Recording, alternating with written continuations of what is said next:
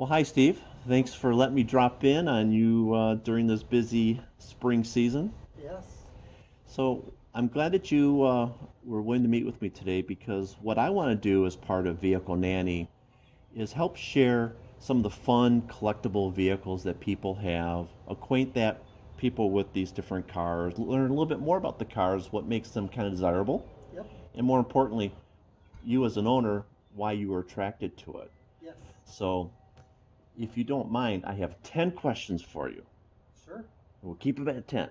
Alrighty. So let's get going. So, first of all, what car are we looking at here? What's the year, make, and model of what you're standing in front of? Okay, it's a 2006 Mazda Miata. Um, it's called the Grand Sport Edition. The Grand Sport Edition is the higher end of what was available in this particular vintage. There are four main um, different life cycles of the Miata. This happens to be the C version. They're all called like NA, NB, and NC. I've And heard that, yeah. this is an NC. It's an early NC. They started them in 2005. There weren't a whole lot of them made in 2005, and then 2006 was the first full year.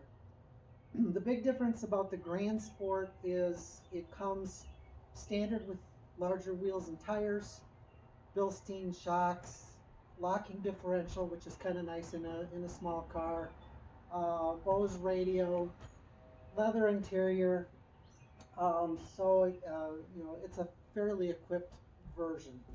I wasn't necessarily looking for the Grand Sport model, but this one just happened to come along. So Cool. I was thrilled with it. Well, how long do you own this one? I've only had it a little over a year. In fact, actually, it's right about a year now that I think of it because I think I got it in the end of May. So we're right into June at this point. So I'm just about had its birthday with me. All right. Well, where did you find it? And I guess more importantly, how did you find it? What were some of your search criteria? Well, I wasn't necessarily looking for a Miata. I was looking for either a C5 or C6 Corvette, or I was looking for the right Solstice or right Saturn Sky.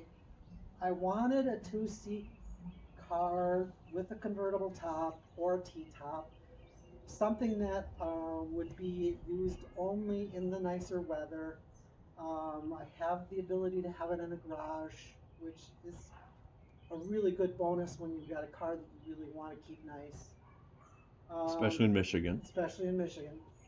And I'm from the UP, as this little Uper sticker will tell you, and was definitely a seasonal thing for having a nice car up there. But I settled on this particular car because what I found with the C5s and C6s were they were either in my price range and very high mileage and very used, beaten, and they're made to be. I'm not faulting somebody for that, but because they were a little more used than I wanted them to be, the ones that I wanted were kind of out of my price range. They were a little too nice. They were a little too pricey. And the same thing, even though I really wanted to go to my GM heritage and get in a Saturn or the Pontiac, but the problem was with those, it's the same thing. They're either very well kept and collected by the people who know that they're going to go up in value, or they're been used by somebody that really doesn't care, and so the prices are the same thing that I found in the Corvette. They're either real high and pristine, or they're low and in the price range I was looking to spend, and they just needed too much Yeah. to have to be done, or the miles were too high, or whatever. Yeah. So obviously you landed on this car because of all those reasons, but as you were doing your search and as you're about to buy, is there an interesting story that kind of goes with it? Because we all have a great car story that comes from the hunt. Well, as much as I was keeping my eyes open, I have to admit I just kind of stumbled on it Huh? because I was looking at Miatas. I was looking at every two-seater open car. I mean, I looked. I mean, a Honda S2000 was also in the running, but the same thing is they are a much more limited run car, and therefore they hold their value a lot higher. And the thing that I really found about the Mazda is there's so many of them that getting parts is pretty easy, and the keeping them on the road is pretty easy. So that kind of narrowed it down to that. And then one Friday night after work, I was sitting looking on the television, I mean on the computer, and this thing popped up, and I looked at it, and I liked the color, and I liked the car, and I liked the mileage, and the price seemed right, but I didn't really bite that night. But I go to a Cars and Coffee event every Saturday morning, and I was there about 7:30 in the morning, and I was there with my son, and he said anything new, and I said, well, you want to look at this car on Craigslist, and that's where it was. And he looked at it and he goes, you need to go buy that car right now. So I called the guy at about 9 because I didn't want to call him too early, and he wanted to meet that day. Turns out I wanted my son to look at it with me. I'm mechanically orientated, but my son is an out and out mechanic compared to me. And I wanted him to look at it with me to have a second opinion. Somebody who would, not be afraid to tell me if he saw something wrong. In fact, the funny part about it was when I did finally meet up with the owner the Sunday, the next day, I had my son drive it with him, and we set up a code word so that when he came back, if he used the code word in his discussion with me, I know I needed to run the other way. But the code word didn't come out. As a matter of fact, he laughed and said, we said in front of the guy that was selling it to us that we developed this code word in case it wasn't the right car, and we both knew it was the right car. How'd he react to that? And that's not one of your 10 questions, but how did he react to the idea that you had a code word? Oh, he thought it was a wonderful idea. Yeah. I mean, he was an engineer, and this was a third car, and he also had a motorcycle. He was pretty desperate to sell in a hurry because he was being transferred, and the company he was with would only transfer 2 cars and a motorcycle, nothing more. So he had 1 car too many. He had a tricked out Golf GTI that he did road racing with, and he had a daily small sport utility of some kind. I don't even know what it was. He just said he had a sport utility. And his motorcycle, and he said that he was using this car the least because he was keeping his race car GTI going all the time, and so he hardly used the car. Oh, that's great. Yeah, so, I mean, it's beautiful. It's 14 years old, Yep. yet it looks beautiful. Some would say it looks brand new, but did it need any significant work when you bought it? That was what really made me want it. I mean, the only couple of things that I needed to do with it, I knew it was going to need a brake job, but because I knew there was one brake dragging, and I just said, heck with it, I'll probably just drive it a little bit this year and then do it over the winter. Turns out I did. And it needed a new battery because the battery was 8 years old, and the fact that I don't think this guy had it on a battery tender, which is something I like to do to a car that's Sure. sitting. So the battery was pretty much dead. So that's all I really had to do with it, other than clean it a little more than he did. It wasn't dirty by any means, and it was not driven in the winter. It's fairly low miles for a 14-year-old car. It only has 52,000 miles That's on great. it, which is probably about mid-range for what you find in a cold market. Yeah. Because a lot of Miatas are stored in the winter in cold markets. Yet, if you took the same car, look for the same car in the south, it'd probably have well over 100,000 miles because they do have a real good history.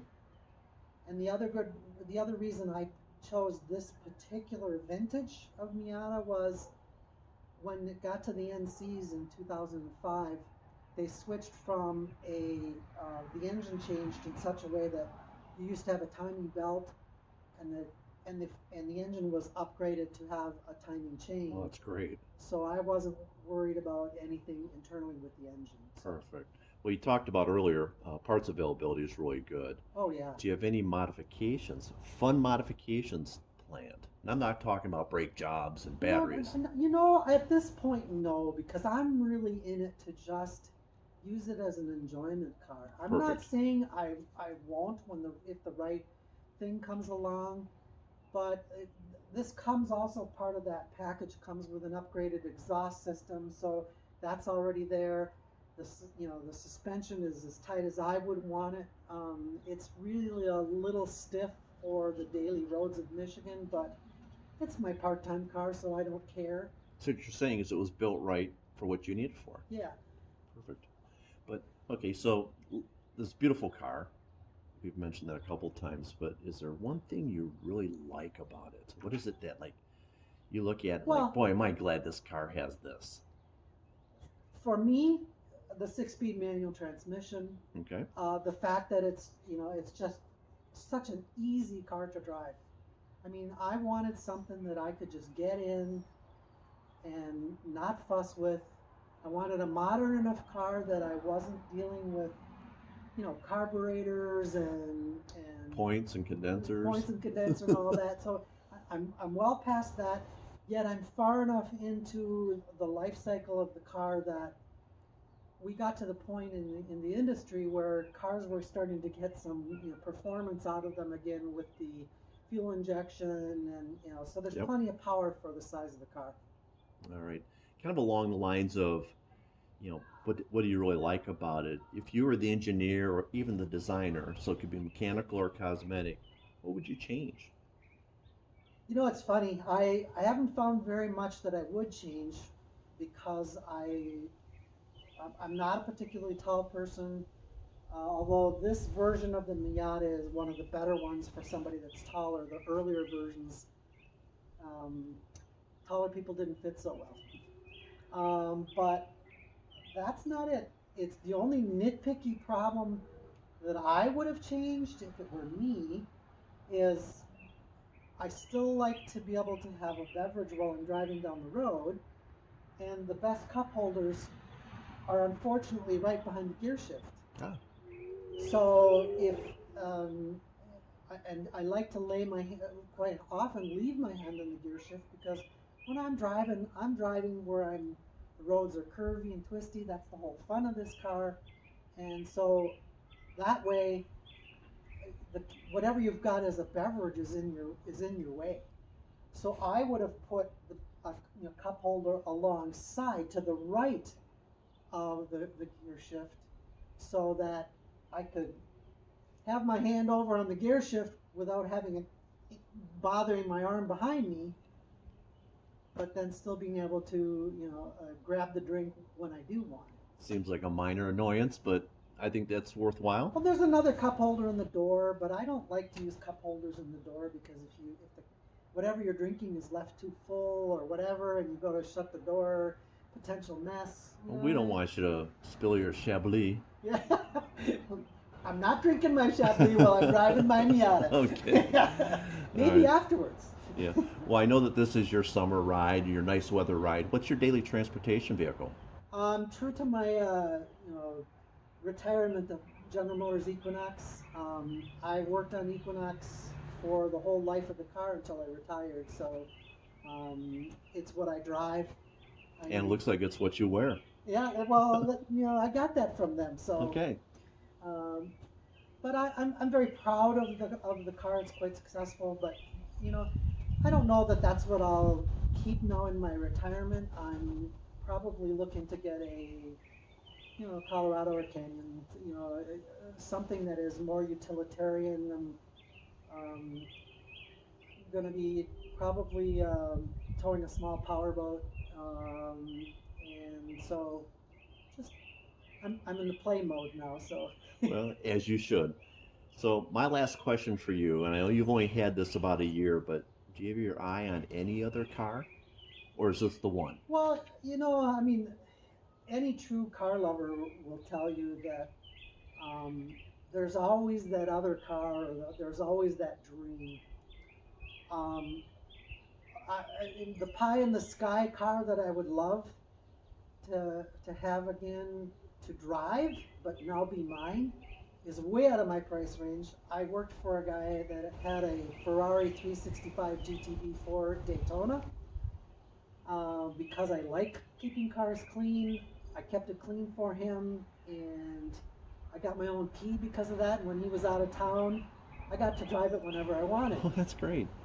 Um, but that's not realistic. So maybe you know, a more powerful car and something like a Porsche of some kind, or a C8 if I'm going to the General Motors Heritage that I have. I think that'd be a great car too, um, or or even a great C7, a 427 C7 or something like that. But you know I'm very satisfied with this is a car that I can play with enough. And in the middle of our brake job, we realized we had a problem with one of the bolts for the rear brake caliper, and somebody had changed it before and had stripped it. And so I zipped to the closest auto parts store and says, by any chance, do you have any? He said, for what car? And I said, for a Miata. And he said, oh yeah, right here, $9. And that's the part that I really like about this car is it's a popular enough car that it has parts available from lots of sources. And there's a club that I belong to and I meet with every month. At least we will be able to meet again now because it's less than 100 people, and effective today we can do that again. But I've learned a lot from them. And the other thing too is this car has enough following that um, I've been able to find out lots through, there's a blog site too that you can research anything. I did have one problem with a check engine light, and so there was one other repair I had to do. I had a thermostat that was stuck in open mode, so the engine wasn't running hot enough. It's a very common problem to the early NC engines.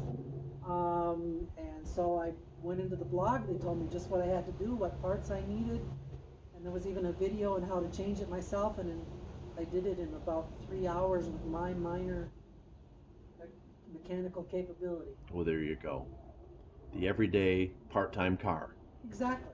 All right. Well, those are my 10 questions, Steve, and I really appreciate you taking the time. It's a beautiful car. I'm glad that you found it, and I'm glad that you're enjoying it. And now we can share your good story with the rest of the world. Hey, So I'm all for promoting the love of cars. I've loved them all my life.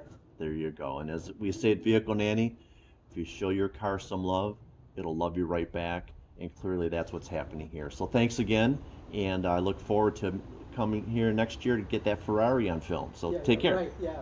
Okay. Thanks, Steve. If I win the lottery. There you go.